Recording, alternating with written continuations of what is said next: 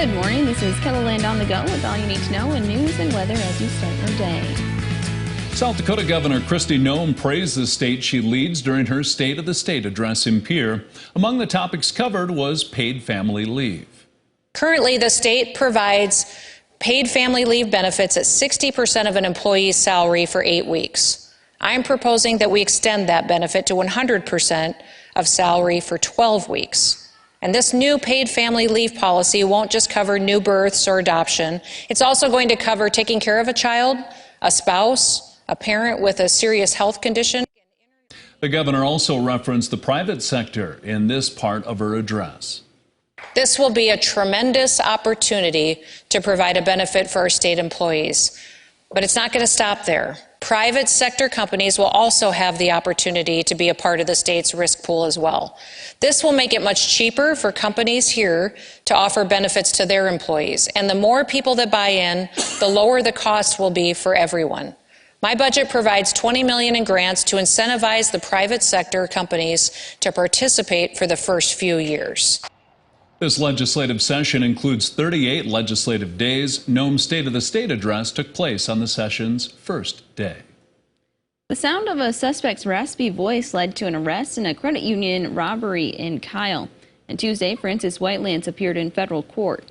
According to court papers, he's charged with robbing the Lakota Federal Credit Union in November, shooting a gun inside and getting away with $24,000 cash. Court papers say a customer at the credit union recognized his voice. The witness also told authorities he left in a white SUV and where it was headed. That tip led authorities to the suspect's blue sweatshirt, which had a receipt in the pocket. Court papers say the receipt is one of several pieces of evidence linking Whitelance to the crime. Now let's send it over to meteorologist Brian Karstens for a check of our forecast. Some more fog to start the day, Brian. Yep, it seems to be the reoccurring theme, isn't it? And that dense fog advisory in effect for several of our areas in eastern Kettleland until about 10 a.m.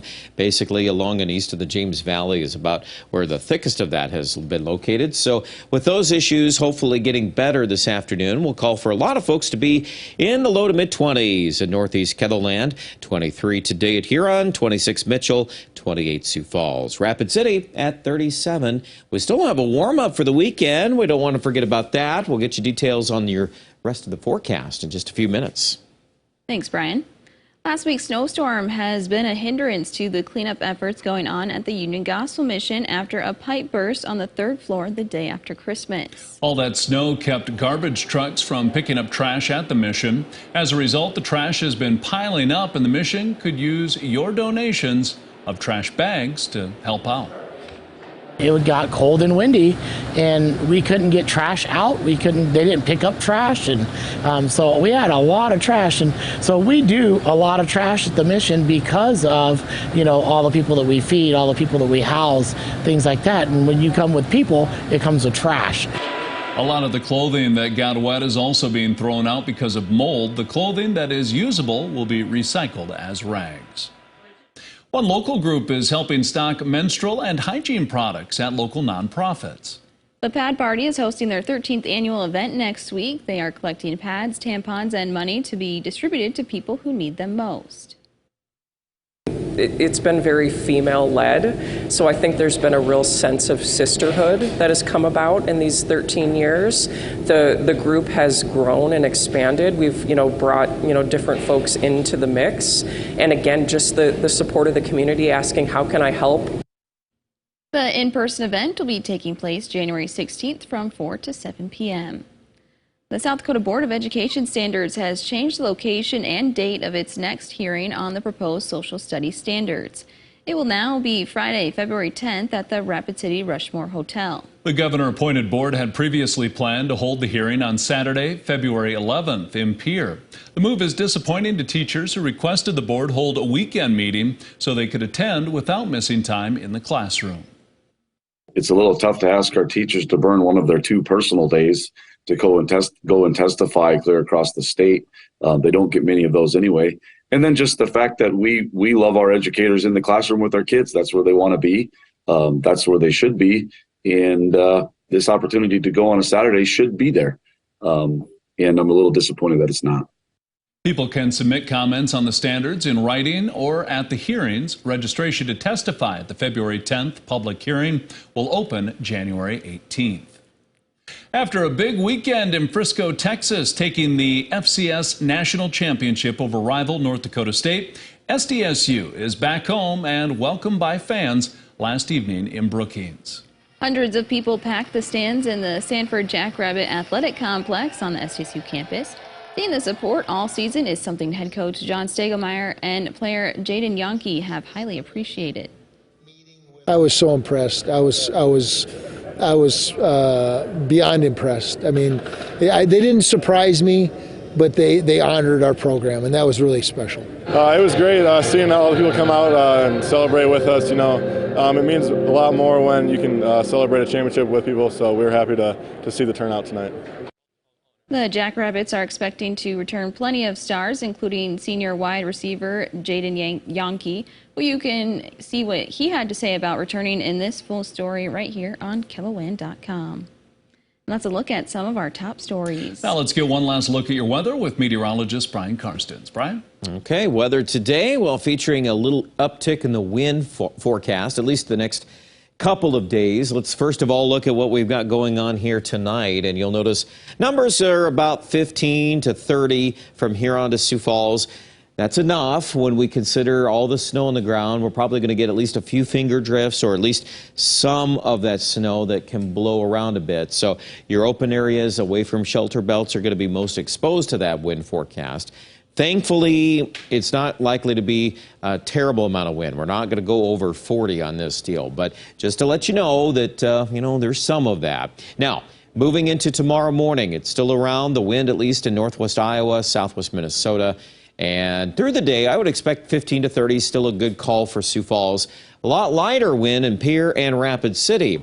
Now, one other thing to add to this wind topic as we get toward the warm-up that's coming. Yes, we're going to get 50s in Rapid City, even 40-degree weather could touch Pierre by the weekend. But there's a process of wind that, yes, it's there. The only part that I'm a little more concerned about would be the Coteau in the northeast, so that's Summit, and going down through Ruthven, Minnesota, right through the Buffalo Ridge, Adrian, and east. There's definitely some winds popping up in that Saturday forecast. And if anything starts going over 35 or 40, which it could easily do that can blow some snow around. So make sure you're aware of that as we're all more just sensitive to that issue now that we've got all these piles of snow around.